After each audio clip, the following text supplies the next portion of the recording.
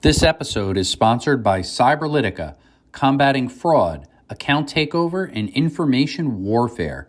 Get a free dark web password scan now from Cyberlytica. Use promo code Hacked Again.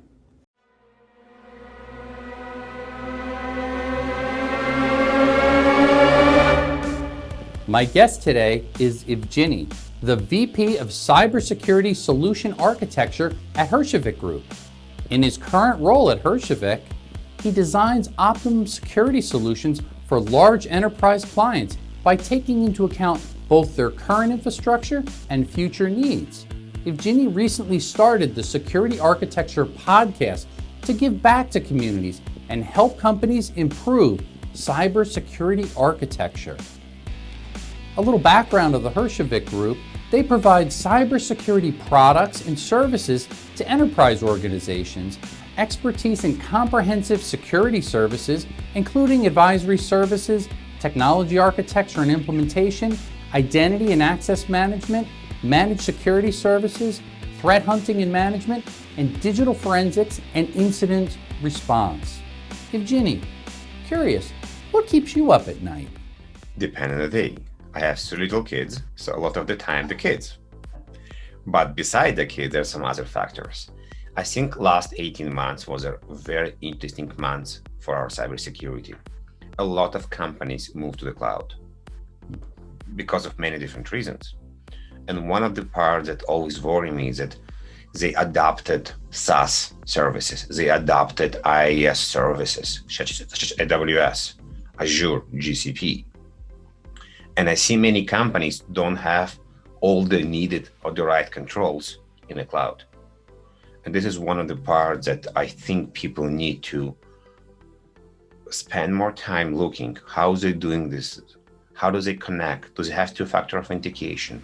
Do they really know what's happening and who is spinning different part of the infrastructure in the cloud? This is one part. And the second part is the idea of table topics exercise or drills or risk acceptance. People really afraid and don't want to be hacked, don't want to be breached, and don't want to lose information. And I have a feeling sometimes I spend more time thinking about this versus preparing. For example, we all know about fire, and we all do monthly, quarterly inspection, or used to do inspections in the buildings. And the reason why we'll do an inspection, we'll do a drill, people will come out, people see what's the problems. And this is what we need to do with cybersecurity as well. We need to do drills, like in the army, understand who's doing what, figure out what's we're missing, procedures, marketing, lawyers, incident response people. And by doing the drills when the problem happened, unfortunately when and not if, people will be able to react quickly, contain the problem, and hope will not create a big problem and will able just to have a minor incident, as we call in the industry. So this is the main part that I'm thinking about it, and I hope we can prevent by having better architecture, better explanation to people, and doing the tabletop exercise with our customers. I find that really interesting, that point that you bring about, because I can relate to it. Thinking about fire drills, and I think probably all our viewers can relate to that. That's something that is done regularly, and it does help you to understand the risks and the procedures and the steps there. So those tabletop exercises really make sense. I really appreciate that illustration there.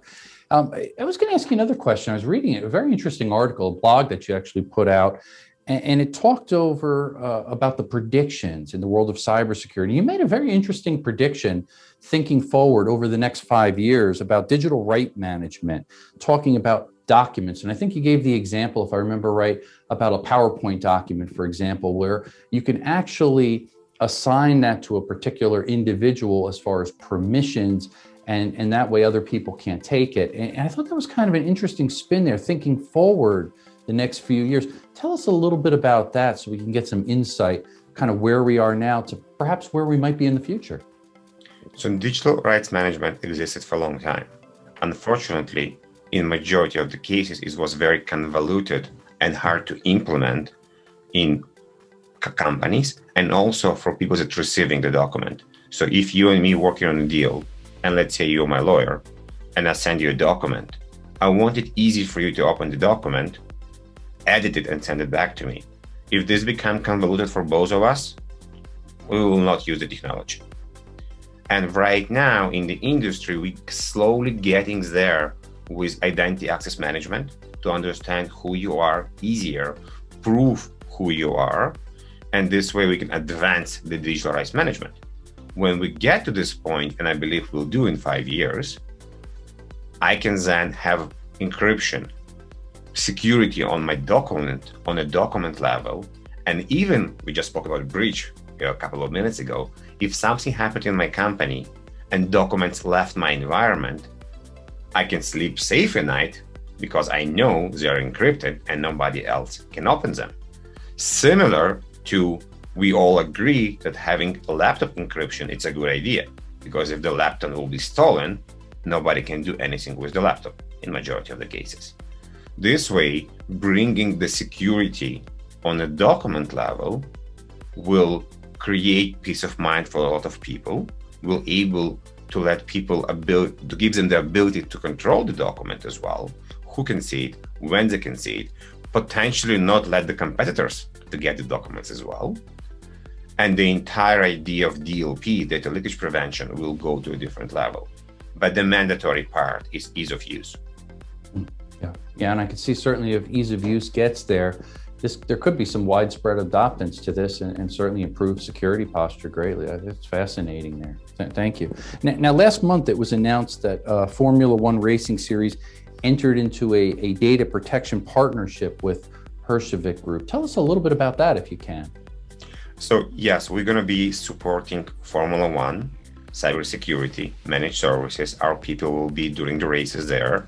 It's a very unique company because they basically build and remove data centers every time there's a race. So a lot of stuff going there. The cars are connected in a way to their own network. The people are connected. There's a lot of moving parts and a lot of security needed there as well. And Herjavec Group will help and secure Formula One races, and we will do much more than I can talk right now, at least, with Formula One as well. Oh, that's great. Congratulations to all you guys there at Herjavec Group. That's fascinating stuff.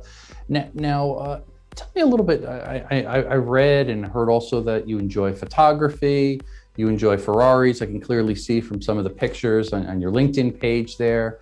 And again, all the work that Herjavec Group is doing there in the past with Ferraris, the love, I know Robert Herjavec certainly loves Ferraris. Tell us a little bit about some of that more on the hobby side and your enjoyment there, if you don't mind. I started with photography around 10 years ago, and it's actually thanks to Robert in a way that my racing photography became the main part of the hobby and the photography part, because I had the opportunity to join Robert for some of his racing, a race called Ferrari Challenge, where Robert used to be. And I went with him to multiple races and was taking the pictures. This is the picture you can see on my LinkedIn profile that I took in a place called Lime Rock. It's a very unique racing location in US. And since then, I enjoy different action photography, whitewater, motorcycles, and many, many things.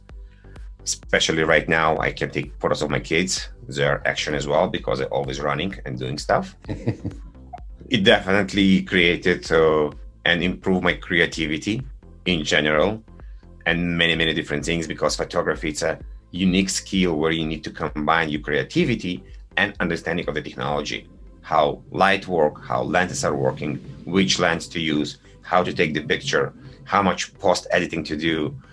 Right now, it became much easier with iPhones, Androids, and many different phones that can do majority of the work for you. But you still need to know which angle to take a picture, what's going to be in the background, where does the lighting come from, because lighting didn't change, for at least 1,000 years. It still exists. The sun is still the same. That's fascinating stuff. I too have a love of Ferraris. And a number of years back, our company, Berkeley Varitronics, we actually had a contract for somebody that they purchased 2 Ferrari F40s. They brought them to the US. Again, this was many years ago, but they hired us to actually modify the emissions to make them street legal. So I actually could brag that I actually got to sit and drive in a Ferrari F40, which is not a whole lot of them that they made back in those days. So maybe one of these days you can get my picture behind the wheel of a Ferrari, and I'll have a race against Robert and probably lose, but you could at least document that in a nice photo for us. I hope very soon we can be able to see each other in general, because I think we all missed the human interaction and not just the Zoom part. Even so, with Zoom and Teams and many other different technologies, it's easier to connect, at least, but still we all human being and we need human interaction.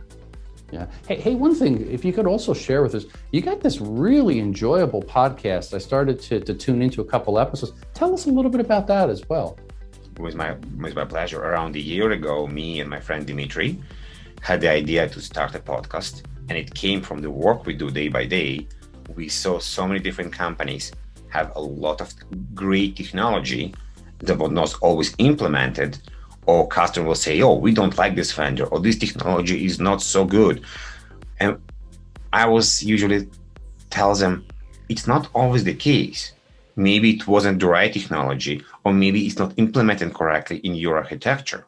So we came up with the idea to have a podcast around architecture that will basically have different technologies on a podcast. And we came up with the idea almost like Netflix. We'll take a topic, we'll create questions, and we invite multiple vendors to the podcast to explain their story, but we will guide them on the questions. So it's almost like an RFI, request for information, because every vendor will have to answer the same questions. We also had an industry leader to start the season to explain the problem and why we even in the season.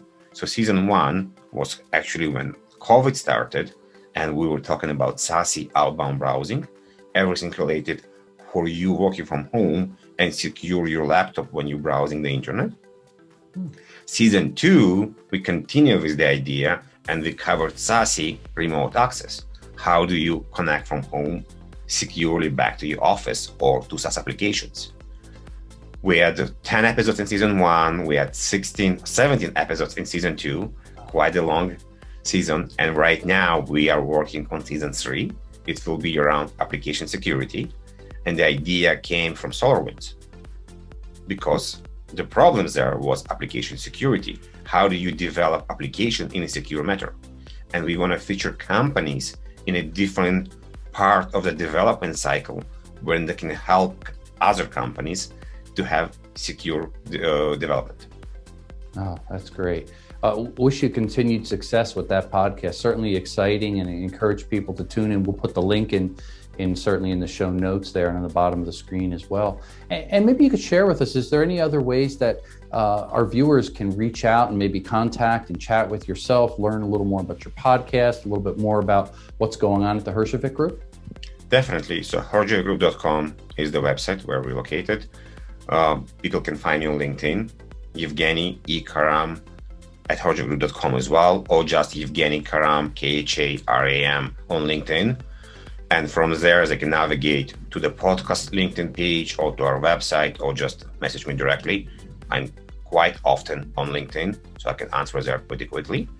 And I can also explain a lot other things we can do in Herjavec Group, and as my daily job, where we help customers with many different cybersecurity programs. Oh, that's great. Well, thanks again for joining us, spending a little bit of time and sharing your insight with us. Greatly appreciated. Thank you very much.